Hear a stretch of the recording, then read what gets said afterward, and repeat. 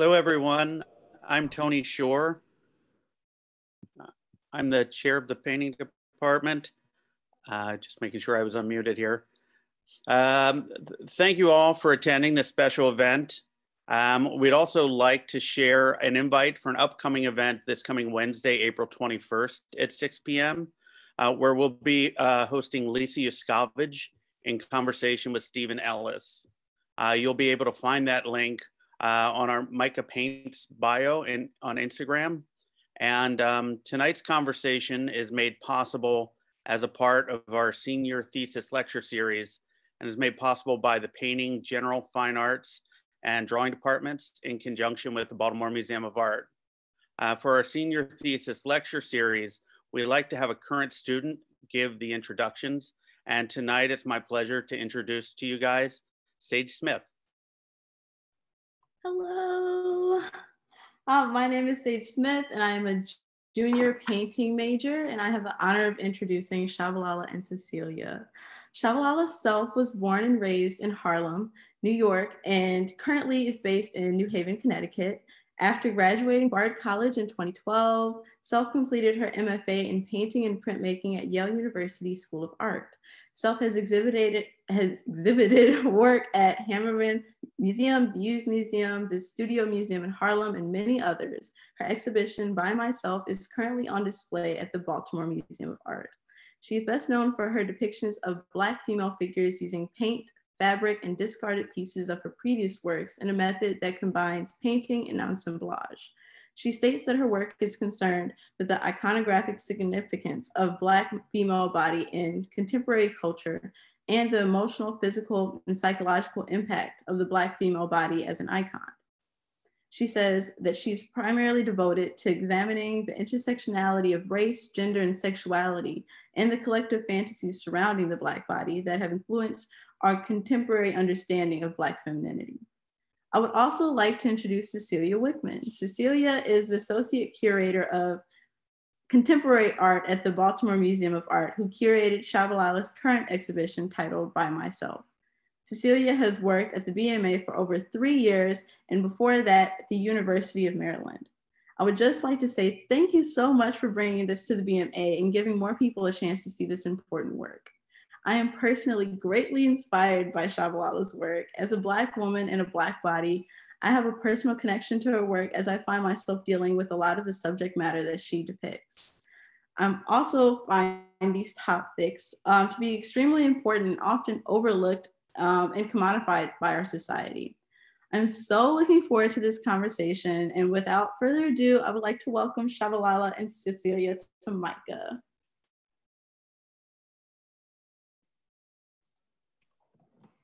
Thank you so much, Sage. That was an extraordinary introduction. And I know that we both just want to start by thanking Tony, thanking you, Sage, and thanking everybody at Micah who has worked and is working right now to make this program possible.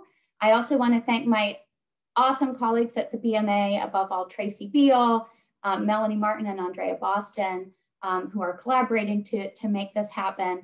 And of course, you, Tschabalala. It's so fun and exciting and an honor for me to be in conversation with you tonight. Yes, thank you, Cecilia. Thank you, Sage, for a great introduction. So what we're gonna do, I'm gonna give just a quick sketch roadmap of how we see the program unfolding.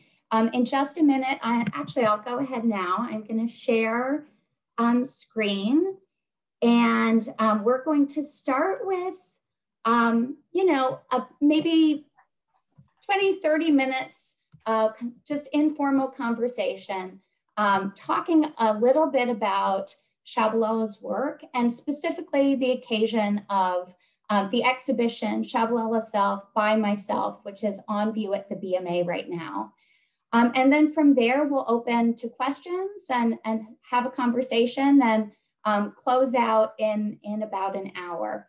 I do want to throw out there that it's wonderful to be all together virtually in this way, getting to think and share about the work, look at images of the exhibition and the work together. And we also deeply hope that you'll be able to experience the exhibition in person. There's nothing like the physical presence and materiality of Shaba's work in person. And so I just want to make a plug for that possibility if and when you are able safely to spend time in the galleries. And to do that, so the BMA is open right now. What we're doing is reserving free timed passes so that you can sort of structure your visit knowing that capacity is managed safely in the galleries during opening hours Wednesday through Sunday. So basically every Tuesday, those slots become open and you can visit artbma.org to reserve your slot and go in at any point during the open hours 10 to 5 during the week ahead. And the show will be up through September 19th. So again, I'm optimistic and very hopeful that even in the sort of thick of the semester and over the summer, and then as you all return to campus in the fall, there will be ample opportunity to visit. So with that, I want to start here. This painting that's on screen, Untitled 2016, I love very much. And I think, Shaba, you know by now that I'm attached to this work. And I'm really fascinated by it because in some ways it could feel like an outlier in your practice. It's scale. So I'm going to move to the next slide just briefly to show it on the walls in the galleries there at the far left. It's smaller in scale than some of your paintings. It could, appear to have a neutral ground. I noticed that it really actively incorporates drawing. In fact, overall could feel like something of a sketch. And yet it has come to function as something like an index or a key to thinking about the conceptual framework for your exhibition at the BMA. And I'm wondering, just generally, if you wouldn't mind talking us through this work and also sharing a little bit about what you notice. This is a painting you made in 2016. So what do you notice about it when you look at it now? Yeah, so this is a painting that I made in 2016. And at this time, I was working a lot with this kind of canvas colored ground. So the paintings, I wasn't painting in the background, just kind of letting the raw canvas kind of function as the ground for the works. And this is because I was still developing a lot of the language and a lot of the formal qualities that exist in the paintings today. So a lot of these in some ways were studies for the works that I'm making now. In this particular work, what's unique about it is that I have a drawing that was done directly onto fabric that was then attached to the painting, which is something that I haven't done so much after or prior to this painting. Also, I have a collage element. I have a stamp in the background that was something I used frequently in the past. But in this work, it's used as a kind of extenuation of the figure as opposed to this kind of geometric abstraction. So when I look at this painting in relation to the ones that are in the show, I do think that this is, for me, functions as an index. It kind of is cataloging a lot of the gestures that I would then return to later on. Thinking about drawing as being a basis for many of the works, fabric collage, kind of using the use of geometric abstraction, this kind of canvas as textile, canvas as ground. So in those ways, this work is related to more recent works, and also it's kind of an outliner in previous works as well. One of the things that I feel like we've talked a lot about in the planning for this show is the way in which you assemble or sort of accumulate a figure out of many gestures that are themselves produced through some form of reproductive technique, some form of copying one shape or one form into another. And that actually, I think we'll talk more about this as the conversation continues, but that becomes an analogy for the way that human beings and human consciousness is actually produced within a culture, within a system, and also so capacious that it actually exceeds that structure as well. And so in this work, I'm thinking about, you have this drawing, this incredible sort of charcoal face that you have sewn onto this canvas, but you also trace your own hand. You create the sort of arms or wing structures that also feel like eyes, that almost feel like a stamp or a reproduction one to the next. Can you talk a little bit about some of those, like the particularity of those gestures? Well, the drawing is something that a lot of the works begin with drawings. This painting kind of came together somewhat spontaneously. So I had all these different parts and they existed separately from one another. And then in trying to build a work, I kind of pulled from these various elements. So I incorporated a drawing, I incorporated the stamp, I incorporated the textile collage. And this work, it not really being textile, it's really just being linen piled and sewn on top of linen. So because the work came together more spontaneously and it wasn't necessarily a plan when making it, I can't say that I was planning some of these things prior to the work kind of collapsing onto itself. But I just remember at this time, 2016, I had only really been working in this way for about a year. So I was still, even for myself, unpacking a lot of the process. Mm-hmm. Looking back, I can say that this piece in particular looks like one that would have come together more spontaneously than others. Some of the works are truly just are born out of the scrap and building with the scrap materials and the studio debris, whereas other works I'm doing studies and planning prior. This work was very much an experiment in that regard, and I can tell that it was just pulled from these different materials that I had around the studio. And I noticed in it one set of dynamics about the canvas itself as a textile, like really pushing this idea that painterly materials as well as found materials and studio scraps enter into this non-hierarchical relationship with one another. So the way that the canvas is constructed out of multiple canvases, you have these seams to the left and to the right, and then also canvas is cut and painted and used to collage this wonderful yellow leg that is stitched into the center of the work. So moving again into the gallery space, and we see Untitled 2016 there on the far left. We can always come back, but I'm gonna keep moving forward in the slideshow and sort of zoom out a little bit, I guess, and ask about this evolution in your work, starting in printmaking. So again, I find this really fascinating that you started out in printmaking and then evolved sort of your own very particular methodology for making painting that doesn't in any way leave printmaking behind.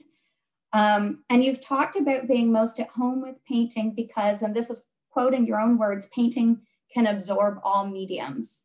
And so I want to ask you, again, like staying fairly specific and granular, what some of your favorite techniques have been for incorporating a multitude of medium into paintings. And we have a few works. So we have Chop here alongside Big Toe in this installation view. We could talk about Sock 2018. And here you see it larger scale so that everybody can get a sense of the scale dynamics in these works, or Carpet, one of the more recent works in the show as well.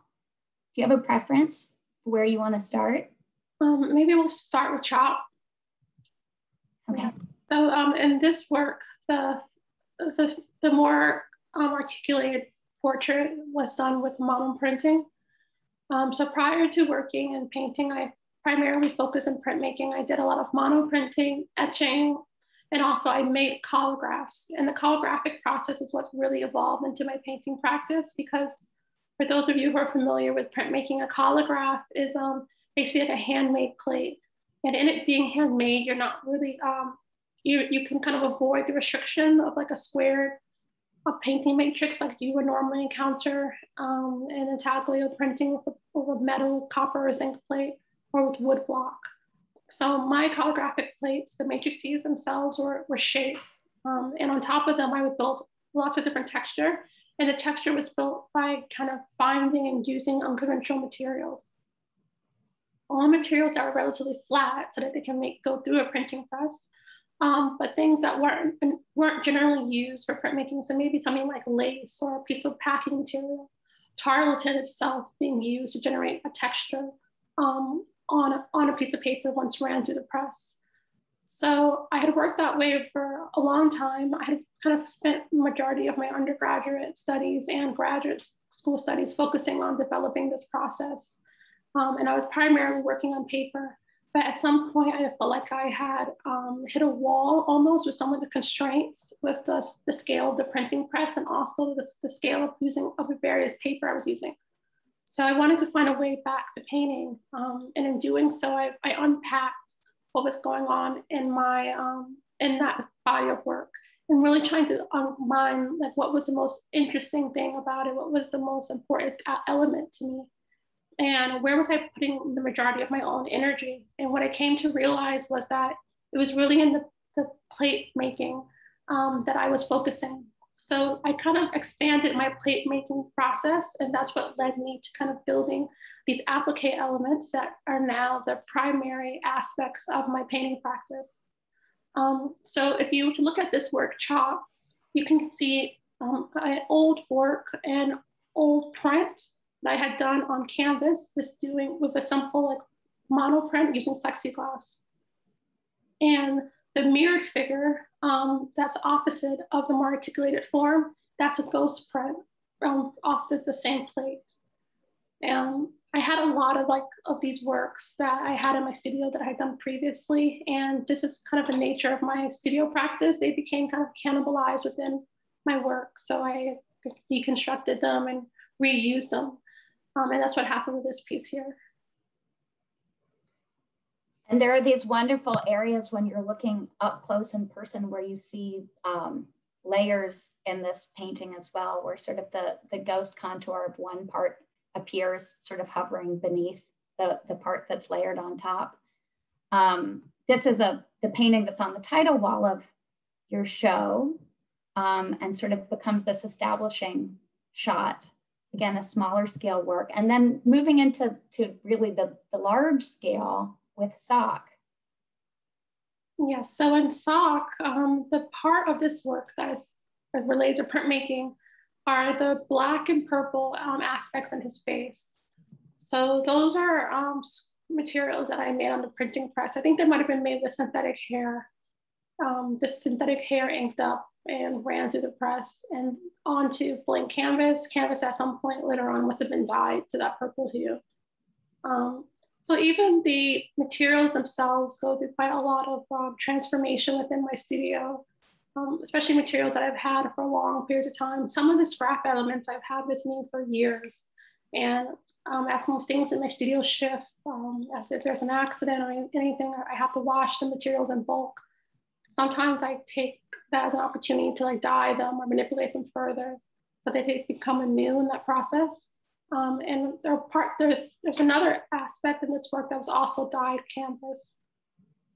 There was a moment when I had to dye all the materials in my studio, or at least wash them because I had a giant flood. So I think that these pieces were probably dyed during that time.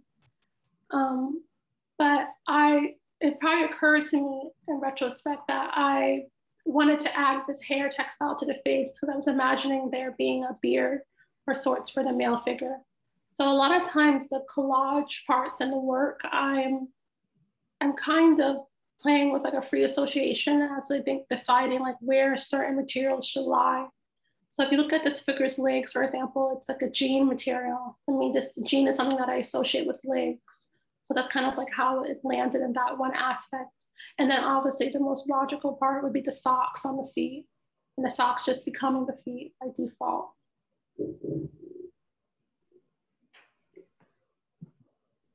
So we've been talking in sort of a formal material technical composition way.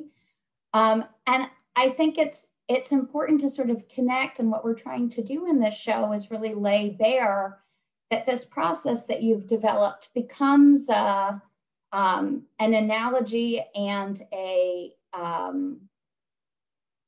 active way of carrying forward meaning in your work and a belief system about personhood.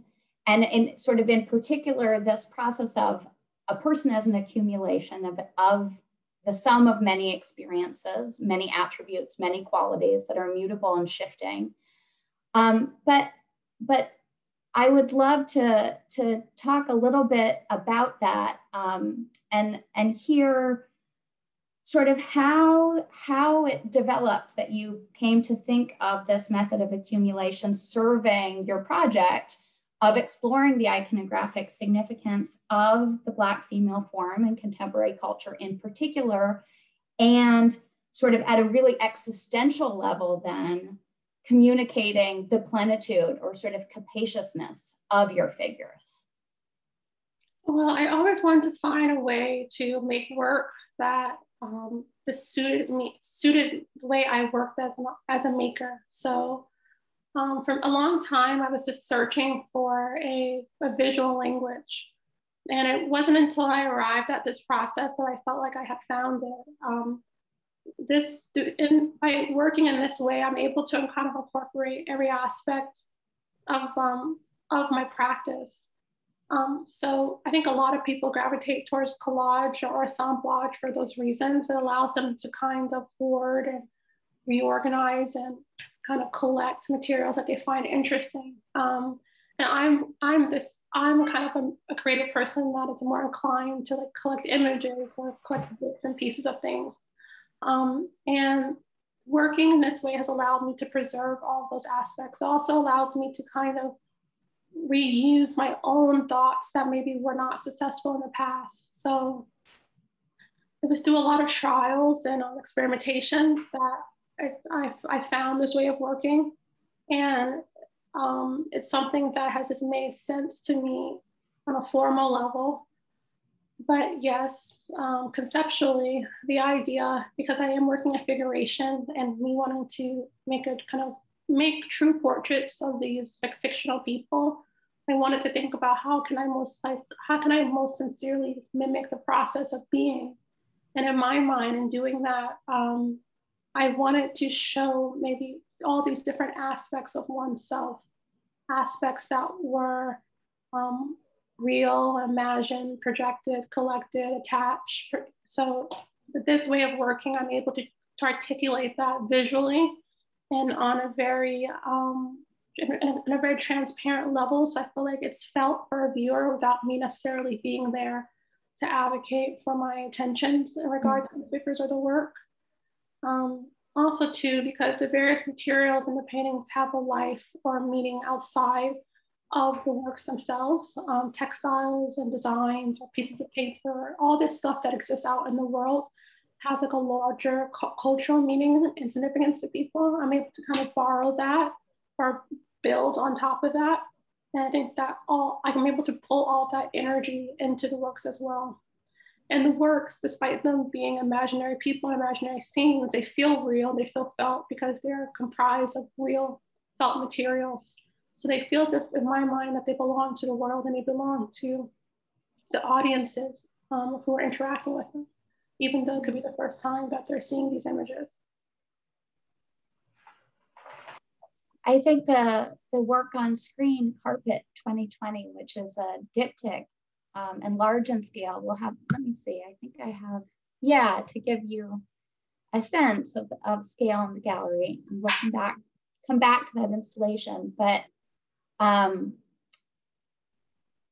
really offers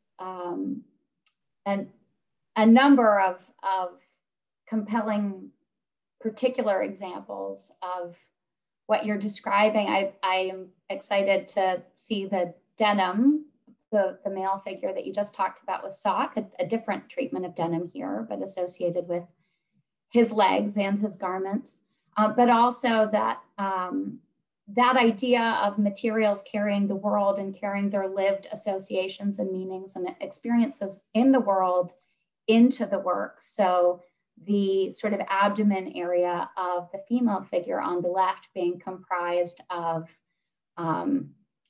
a number of fabrics. Can you talk a little bit about that, as well as about the sort of origin of the sort of way the body print plays into this work?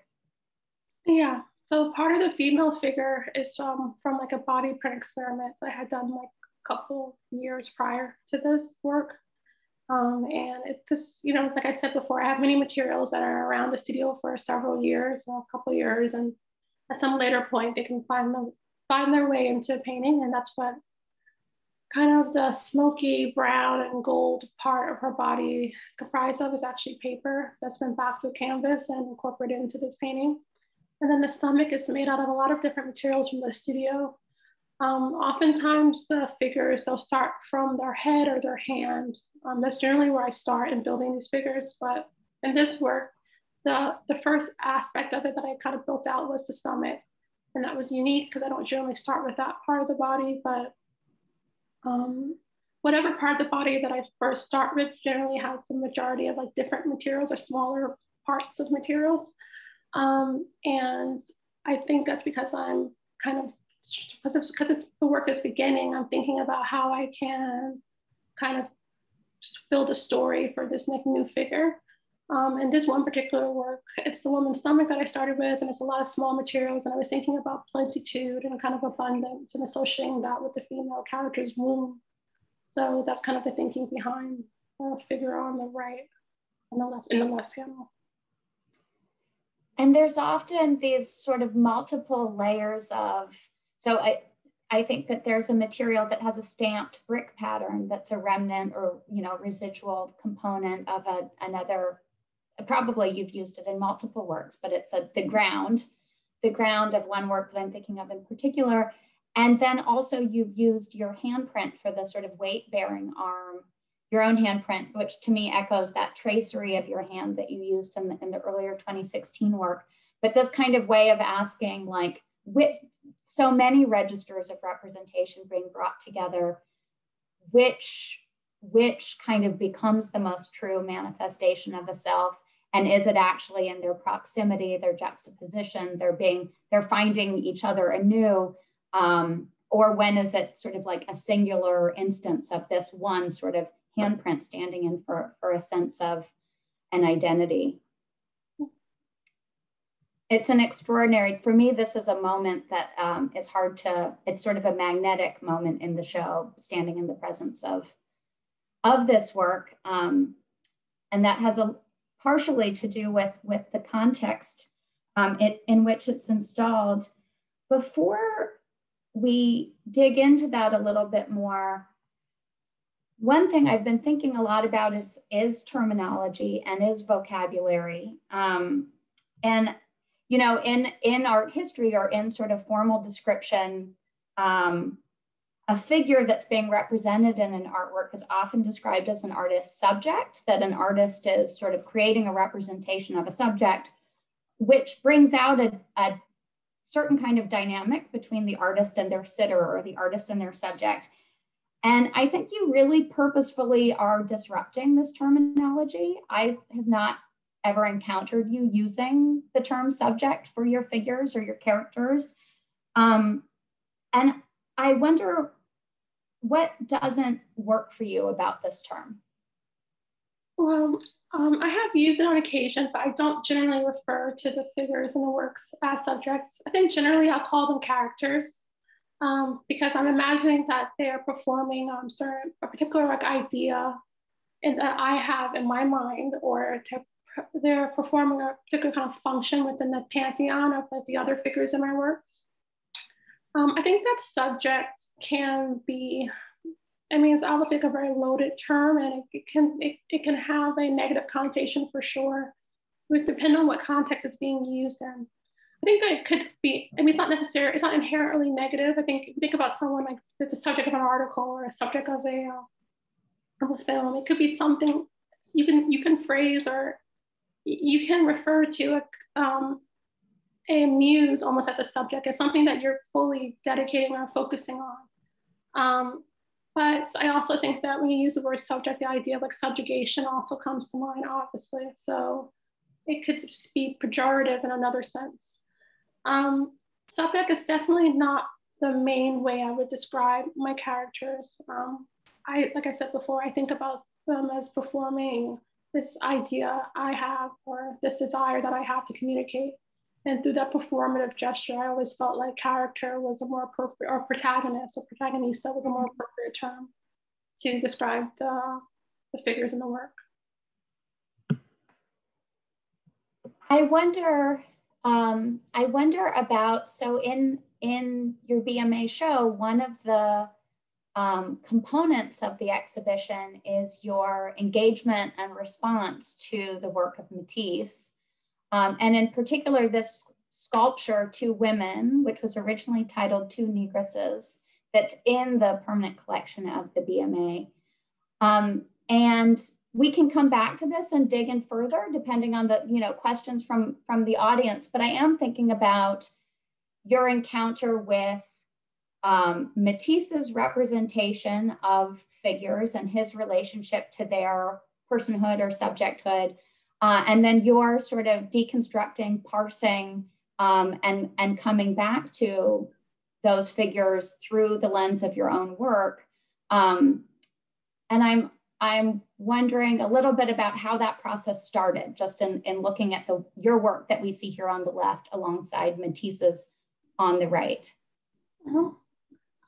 Well, knowing I was going to do the show at the Baltimore Museum of Art, I wanted to consider like what was held in the collection, and the Baltimore Museum has the largest Matisse collection out of any other institution in the world.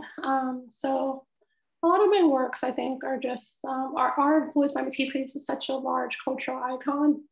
So with you and I got kind of thinking about which works would be included in the show, there are already a lot of nods, I think, to his practice in regards to like the cutouts or domestic space, kind of use of textile and design in geometric forms. But I wanted to focus on one particular work to somewhat unpack, and the work that I chose was Two Women, which is formerly titled Two Negresses. And I was attracted to this work primarily because of its titling. It was evident that it was meant to be some kind of depiction of Black women. And also it stood out to me as a sculpture, and having I wasn't at the time as familiar with Matisse's sculptures. So I made 3 paintings in response to this work, and each painting was another attempt to kind of, I guess, each painting I kind of approached it differently. One painting was maybe a response to the sculpture.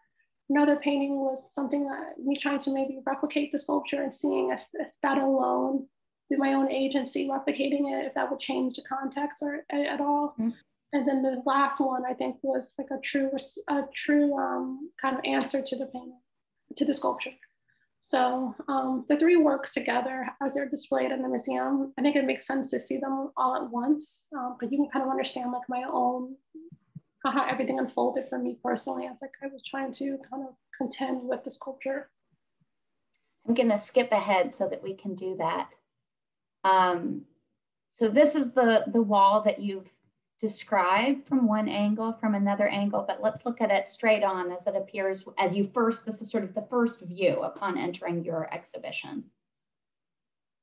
Yes, so it's the work with the purple background was the first work I made in response. The smaller work with the green background was the second. And the last work, which I think in regards to some of my goals and making something that could answer some of the questions left from the Matisse sculpture, was the last one with the yellow background. I feel like in that regard, this work is most successful.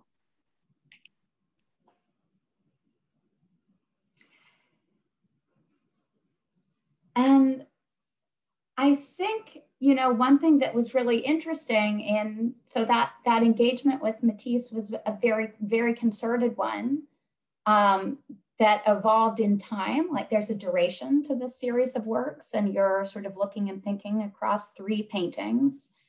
And then in situ on site at the museum in creating, sort of extrapolating these silhouettes, one from each painting, and changing sort of their cinematic or narrative order on the wall. And there's a way in which this kind of dynamic of taking up space, of your figures taking up space within the frame of the canvas, of an individual painting or within the group of paintings, and then also of your exhibition, of your work, of your perspective taking up space within this demi-encyclopedic institution. So your exhibition is sitting at the threshold between the contemporary galleries, where there are shows by Lisa Yuskavage and Katerina Grossa and Sharon Lockhart, and this, architectural sort of major sculptural intervention by Sarah Oppenheimer that's above and alongside. And then in proximity, you know, there are sight lines through to Giacometti, to Calder, to Henry Moore, to Matisse. And I'm wondering for you in sort of, you know, observing your work in this context, creating and recognizing your work in this context, what possibilities arise? I mean, I think there's like an endless amount of possibilities that could arise. It really just depends on. But I do think for me, I like the fact that the sculpture that these three works were made in response to, or is visible. These works are visible from the Matisse Gallery.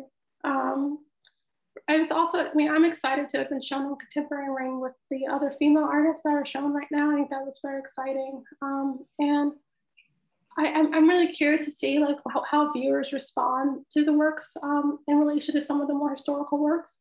But I feel like every viewer is going to have a different relationship to my practice and also to some of the historical works as well. So see them in relation to one another, it's gonna depend on who the audience. But for me, seeing all my works alone, like together, they tell one story as discrete works, but together I think they tell like a different one.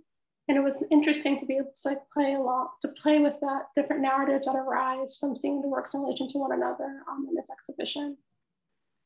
Also thinking back about the work that we spoke about earlier, Carpet, seeing that installed with the sculpture Rainbow, and also kind of just using a carpet as a plinth as opposed to more traditionally used.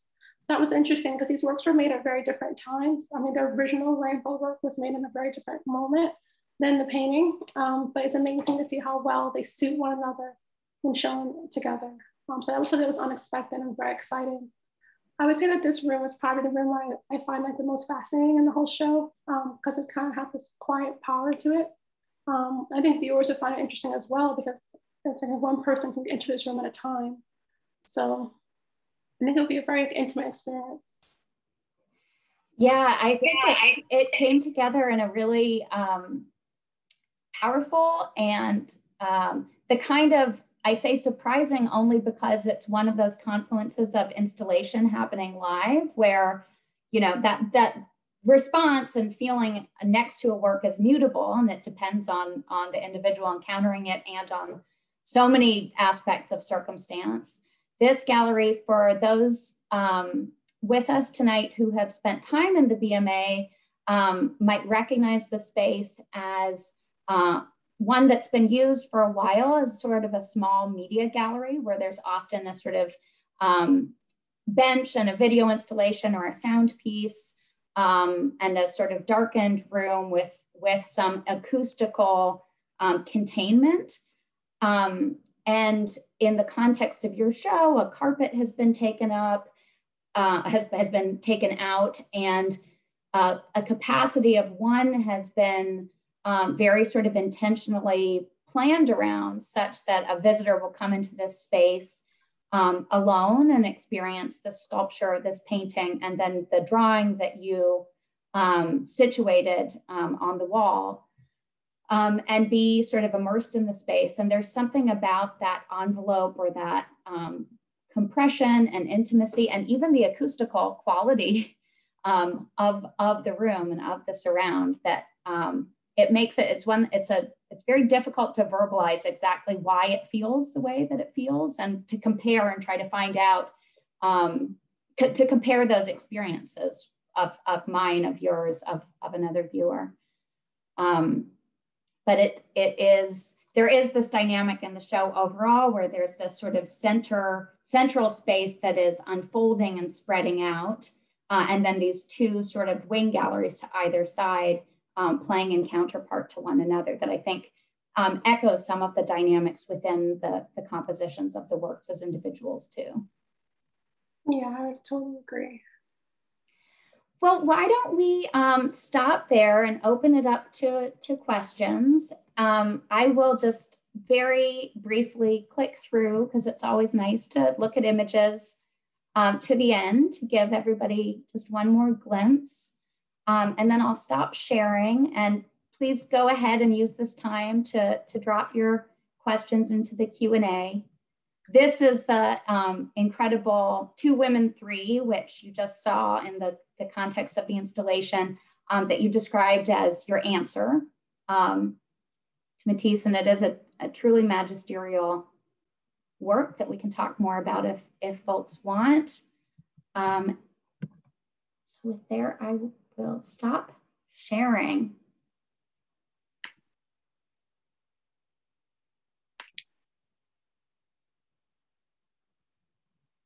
Let's give everybody a little bit of time to use the Q&A function.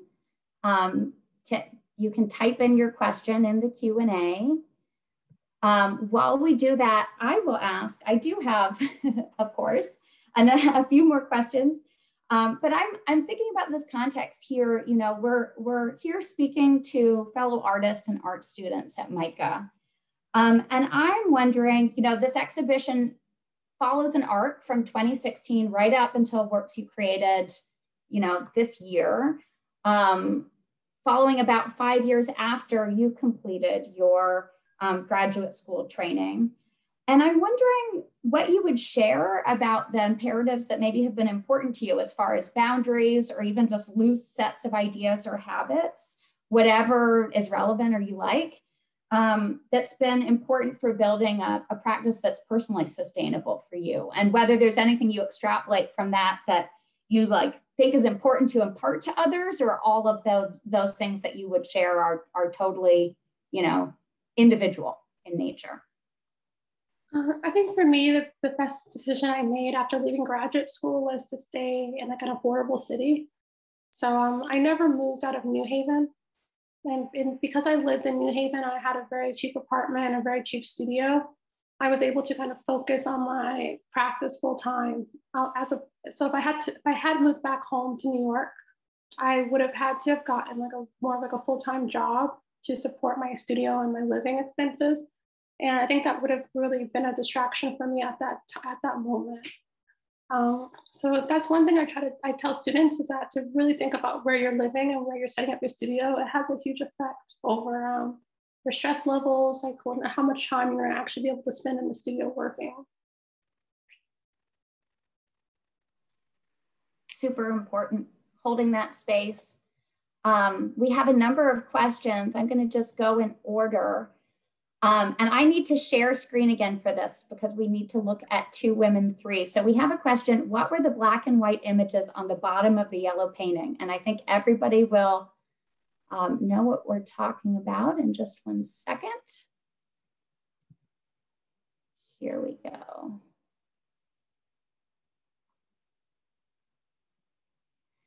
So do you want to talk about that floor, Shaba? Yeah, so this is a print that I did in the studio. I just did it by hand, but it's meant to mimic like a hardwood floor. So it's actually kind of like a really, really dark brown on this raw canvas. So it's just a kind of the Titian buff color of the canvas, and it's like really, really dark brown color that I've used. And I created this kind of hardwood floor motif. I've been using it in works recently as a way for me to like delineate the domestic space. I got the idea from looking at a lot of Horace Pippin paintings and thinking about the hardwood floor that exists in those works.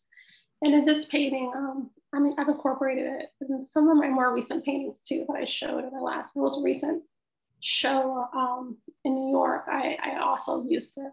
It's a way for me to kind of break up the monotony of the liminal space and also give a nod to the viewer as to where this event can be occurring.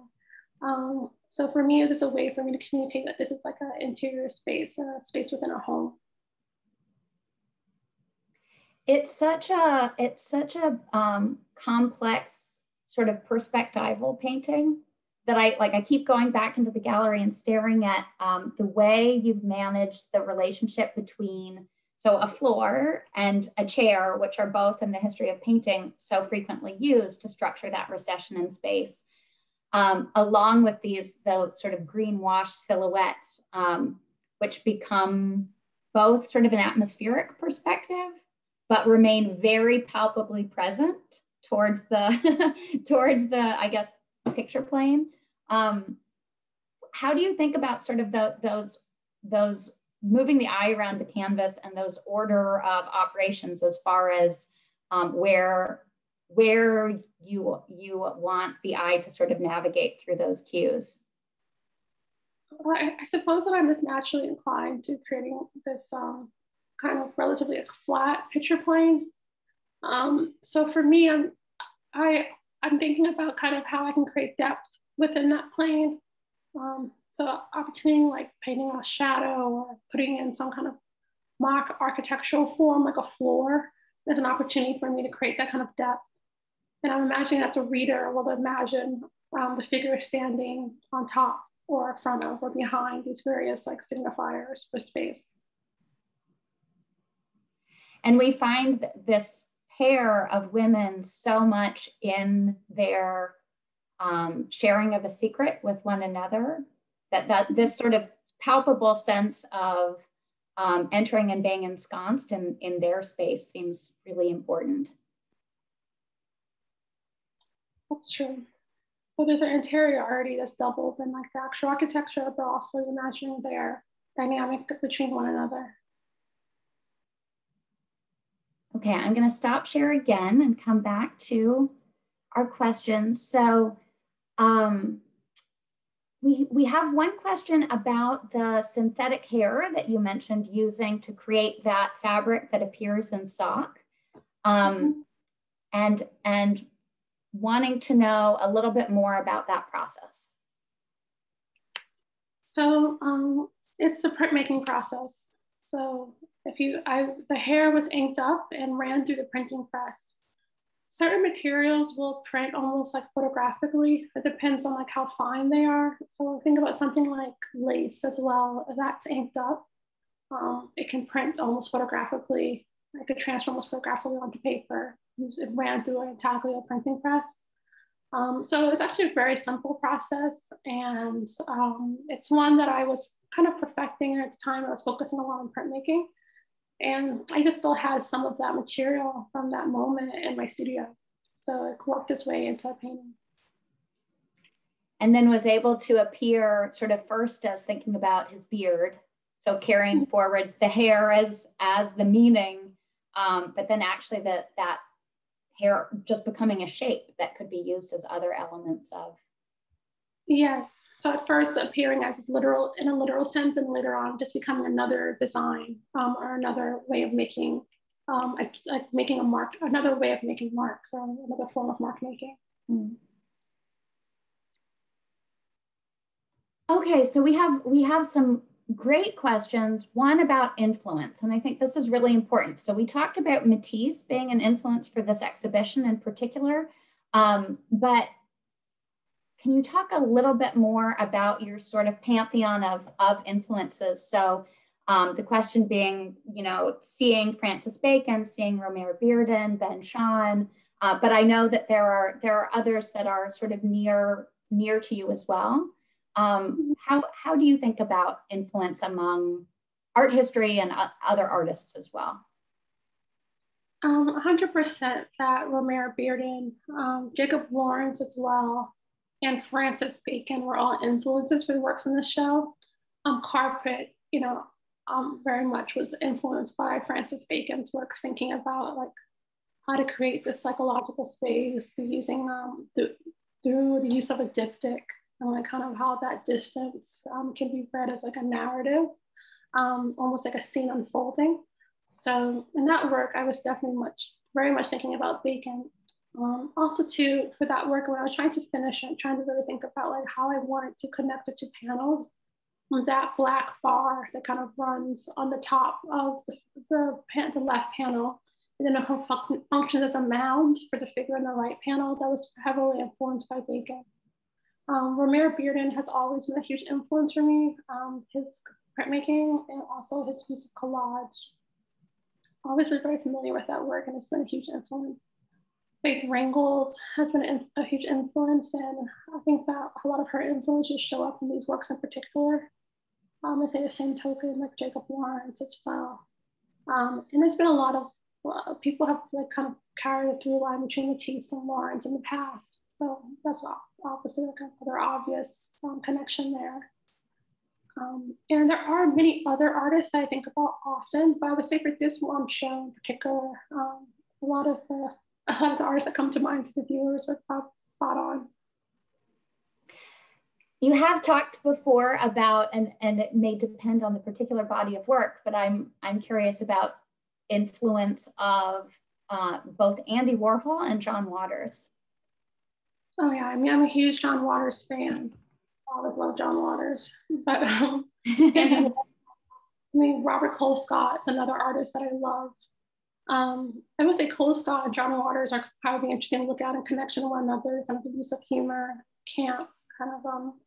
But for the work in this one particular show, I mean, objectively, I couldn't say like what the connections would be, but in my practice as a whole, 100%, yeah.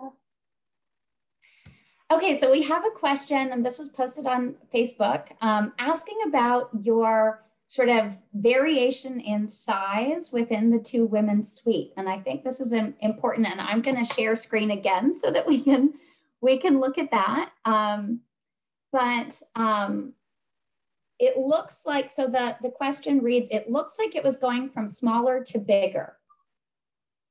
And I think that was, yeah, do you want to talk a little bit about how scale happens in these works and what the decisions and install were about their sequence? Well, that's how they're installed, but actually the smallest work was made. It was like the second work made within the suite. And the scale really just was really dependent on is how the works progress. So yeah, so each work I've kind of approached differently.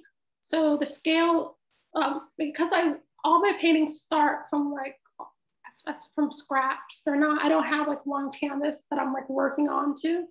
I'm building out the figures. Literally is kind of like these shaped, cut out forms. And the scale is what's decided at the very end. Basically once the figures are kind of completely designed. So I never truly know what the scale of a work is going to be till towards the end of me designing the actual forms. So the scale is somewhat hard for me to know in the beginning of work. So the scale of these pieces kind of unfolded organically based on the needs and the concerns of each individual work. For me, there's something that happens that is really sort of happened in installation at the same time as your decisions around the wall drawings and sort of amping up that scale and unifying. So these are 3 individual paintings, but they function in the show as a unified installation and a work in aggregate too, I think. And there's this feeling of, it feels cinematic and it feels sonic to me, that there's this sense of amplification that you get by going small, medium, large on the wall, almost like sort of speaking through, you know, some kind of device for amplification. That they're speaking at an increased volume along the wall. I can definitely see that. And then the wall painting was a way to connect the 3. So they can be seen together in a sense. I think that was pretty effective. So that it makes that kind of impact on the viewer for them to be understood as almost like one unit. Very much so. It was interesting to see the works at different scale. For me, I enjoy having shows where the works are not all the same size. You can kind of get a sense of like what the work sounds like in different tones almost. But yeah, the size was somewhat organic, wasn't planned. So we have a question for you. When creating your work, do you usually start with a formal idea or a more conceptual idea? It depends. Some works, I think I have a really clear concept that I want to articulate. Those are works that I generally will be doing a lot of sketching for or studies for. And then sometimes the work just truly comes out of me playing with the materials in my studio. And those works, I would say, are me just kind of playing with the formalism that already exists within my practice. Those works, I don't necessarily have an idea ahead of time. I'm just truly playing with the materials and then allowing the materials to kind of lead me towards an idea. Okay, we have 2 more questions. And I'm gonna do one last screen sharing for the second to last. So the question here is about asking you to talk more about this idea of giving your work legs, and to talk a little bit more about this group of sculptures in the show titled Procession. Whoop, let me take us back there. Here we go. Apologies, there we go. It's been important for me to have sculptures in my shows because I think that it kind of extends the life of the figures in the paintings into the 3 dimensions. So also too, if you're thinking about like an exhibition, I wanted there to be works or extensions of the figures within the same space as the viewer. For me, that's important because I feel like it changes the dynamic within the exhibition space so that the viewer feels as if they're walking into the space of the art as opposed to the art being there for some kind of edification of the viewer. So that's kind of the sense of me saying that the sculptures give legs to the paintings. They're allowing the paintings to kind of, you know, veer into the real world, the world of the audience, the world of 3 dimensions, the world outside, off of the wall. And for me, movement or the implication of movement speaks to agency. So it alludes to the idea that the figures have a life outside of this context. And it's more of a choice than being here as opposed to a permanent designation for them. So that was a lot of the thinking in the past of me having the sculptural elements and me kind of fixating on the legs or the lower half of my figures as being the main expression of figuration for those sculptural elements. I think that connects to what Sage was saying in that really wonderful introduction about this issue of commodification and consumption, and this dynamic of the space of the exhibition, of the gallery, of the artwork belongs to the figures, to the characters in your work. It does not. It is not an affordance for a viewer to enter into the show and consume that work. Yes, I would totally agree. That was a very good read on the work and kind of like my intentions behind it. I mean, sometimes you have a certain kind of goal for your work or your practice, and then when it's out in the world, it's hard to always actualize those goals. But you know, the sculptures are another attempt for me to make my intention clearer.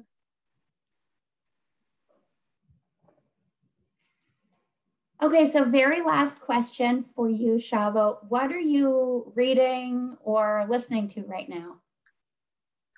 Right now, I've been just reading mostly the newspaper, which is probably maybe not the most interesting thing to read or the best thing to read right now. But I have been reading into a lot of news. And in terms of what I'm listening to, just like podcasts, mostly like silly ones online, nothing of any real importance. Well, thank you so much for this wonderful conversation. It's been truly illuminating, and I'm grateful for everyone for being with us tonight. I want to invite all of you to see Tschabalala Self by myself at the BMA at some point between now and September 19th, when that's safe and possible for you. All you do is visit artbma.org to reserve a free timed entry pass. And with that, I wish you all a really wonderful Sunday evening, and thank you again, Shaba. Thank you, Cecilia.